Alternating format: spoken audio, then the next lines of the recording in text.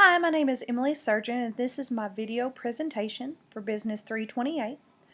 One of the most interesting and useful topics we discussed, in my opinion, came during week 3, which was how to negotiate with a liar and plattering.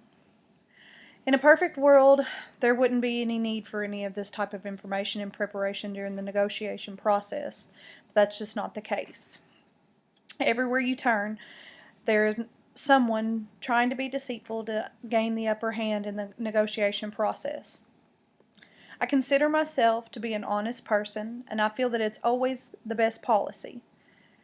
Thankfully, with the tips given in this section, we as students should be able to enter into the negotiation process with better insight. Studies show that on average, people lie 1 to 2 times daily, especially during negotiations. It's highly likely that anytime you go into a business situation with another person, they're going to know what they want up front, and they're going to do anything they can to get that. It's also very important for us to know what plattering means.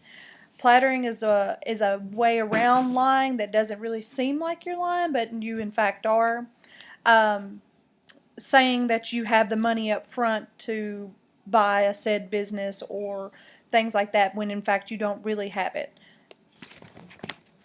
Another thing that is very important in the negotiation process, you always want to be able to tell the truth. Be forthcoming with the person that you're negotiating with. Tell them the truth in all aspects. Try to make them, you want them to trust you, because if they don't have trust, then the whole process is going to go down in flames anyway. Another thing to do in the negotiation process with someone that is typically a liar is to address their weaknesses. People often feel the need to withhold information, especially when that information might weaken their position in the business deal.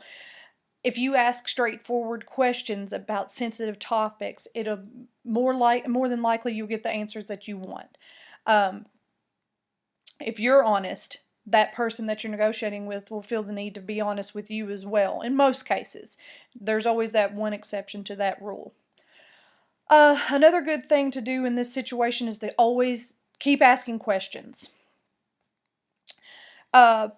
People are more impressed by an eloquent sidestep than by answers that are irrelevant and inaccurate. A experienced negotiator might get around your questions by asking you a question in return. In order to prevent that, you have to be able to defend yourself and be able to get back on topic quickly.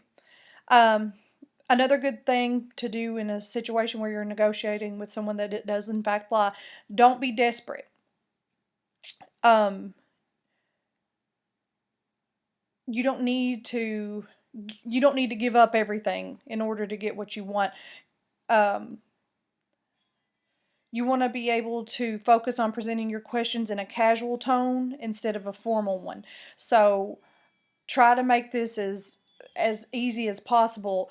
Try to go out to, in the negotiation process when you're deciding who you're going to be, well, whoever your competitor is, maybe go to lunch with them, have coffee before the actual said meeting. That way you can get to know them and they can feel more comfortable with you as well.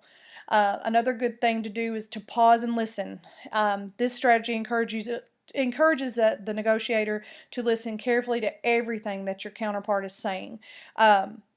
People will inadvertently leak information in their own questions if you pay attention close enough. Always, always, always listen.